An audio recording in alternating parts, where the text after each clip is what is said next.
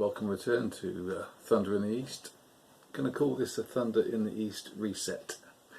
I've had a fair bit of sort of correspondence and communication with Gerald Johnson, aka Jay. Sounds like a thoroughly decent sort of guy. He sent me lots of the new play aids.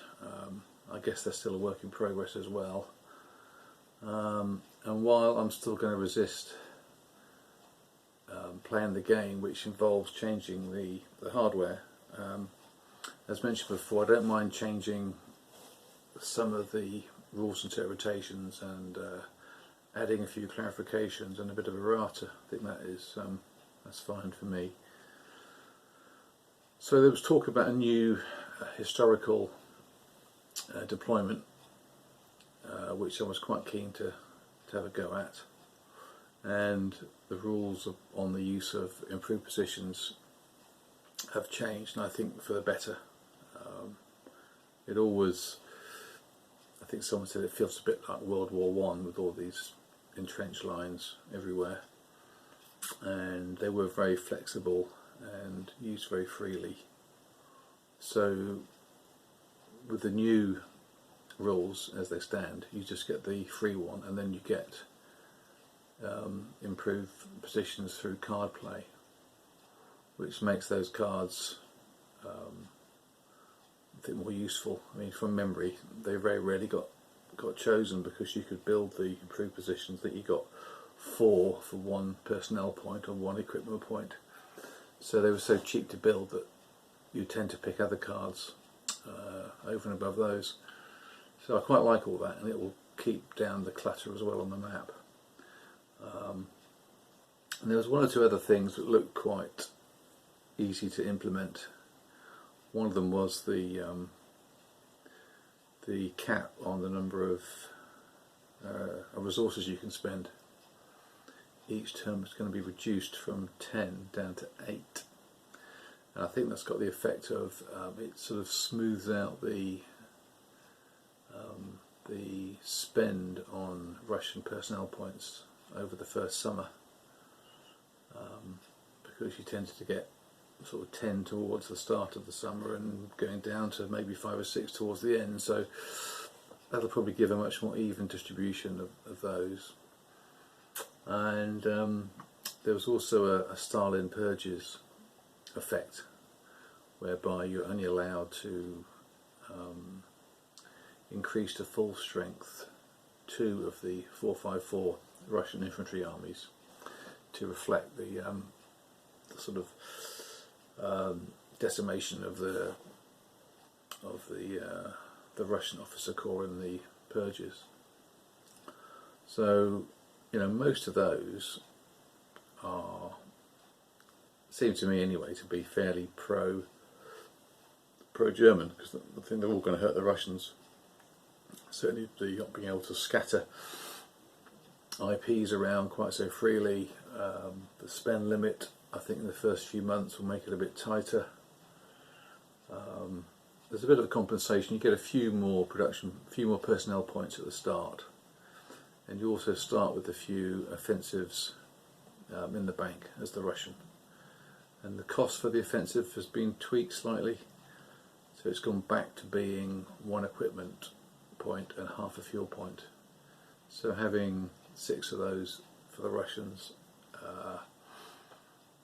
already stashed away is going to help them a little bit. But I think with the new mobile assault rule allowing for multiple step defenders to be targeted will definitely help the Germans, and it will also mean that there's a particular card that the Germans can play which gives them an additional +1 to their overrun roll. I mean, that card was just never ever chosen because you could generally make your Russian line non-overrunnable by having two steps in the hexes generally. Occasionally you got a loss in the combat, and then you could maybe overrun with the victorious troops if there was just 1 step remaining. But you wouldn't generally choose the card on the chance that that situation might arise So that card is now looking like a much more attractive option, which I think is a good thing. The morale's gone back to 150. I think there's a new card which makes it 140, and when you play the card it goes back to 150, but I'm trying to ignore new stuff, new hardware, just sort of tweaking the software. So that's where I'm about to. I have reset. I've done the deployment. I'm just about to kick off Barbarossa again.